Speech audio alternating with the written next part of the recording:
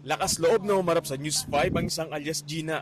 Nananawagan kasi siya na itigil na ni Dondon Patidongan ang pangaharas nito sa kanya. Ito'y matapos niyang kasuhan ng rape at serious illegal detention ang self-proclaimed whistleblower sa kaso ng mga nawawalan sa bungero. Papatayin daw po niya yung magulang ko, mga ganun po. May mga tauhan ako. Ginaganon po. Ginugulo po ako ng asawa po niya. Sinasabihan po ako ng digger.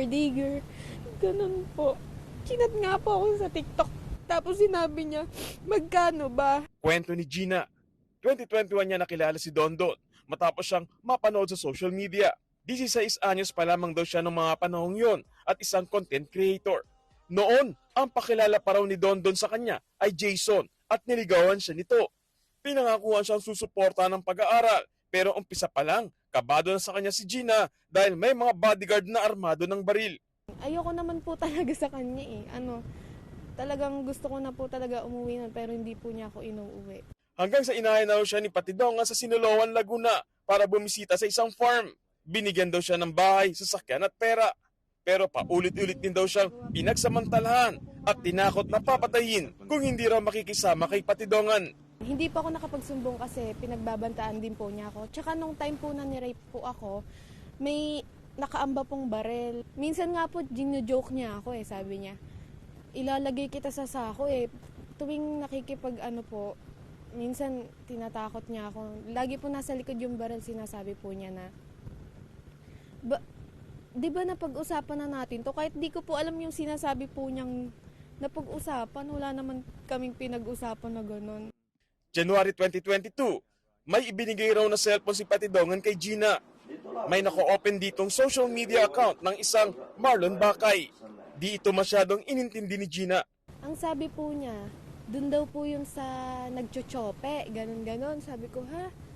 Tapos hinayaan ko na po, wala naman po akong paki dun Ngayon, nalaman na lang niya na isang sabungero pala ito na kalaunan na hinawala.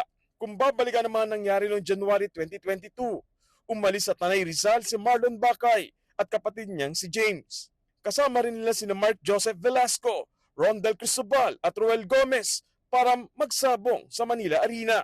Sumunod pa raw sa kanila si John Cloud Inonog. Pero ang 5, hindi na nakauwi at tuluyan nang nawala. Kwento ni Gina, baka ito na ang grupong dinala sa isang farm sa Lipa, Batangas para umano i-torture. Pinapunta niya po ako dun sa farm, sa guest house po niya ako pinapunta. May hawak-hawak po siyang barel, tapos pawis na pawis po siya. Tapos may tumawag po sa kanya, hindi ko po kasi alam kung sino tumawag. Tapos sabi po niya, sandali lang behas. Tapos naririnig ko po, pinapapunta na po siya. Tapos ang alam ko po talaga nun, may parang ginagawa po silang kunya, pang kinukuryente, mga ganun po. Nakita rin daw niya ang sasakyan ni Inonog na nakaparada sa farm.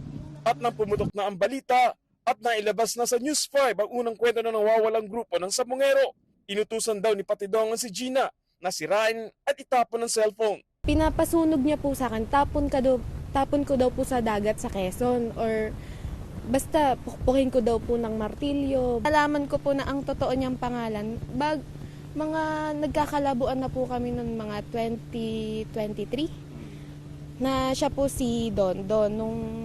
Ayun po, yung 6 po sila, kasama ko nga po yung wanted sila Pansamantala raw, nakaranas ng kaliyahan si Gina nang lumantad si Patidongan para maging whistleblower.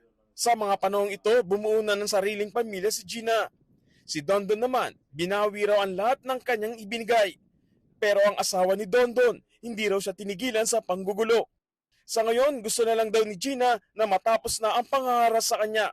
Wala rin daw siyang balak na makisawsaw pa sa kaso ng mga nawawalan sa bungero. Kung hindi niyo ako ginulo, di sana okay na nanahimik na lang ako. Pinadalhan na raw siya ng sabina ng korte kaugnay sa mga kasong isinampa ni Gina pero hindi naman ito dumalo.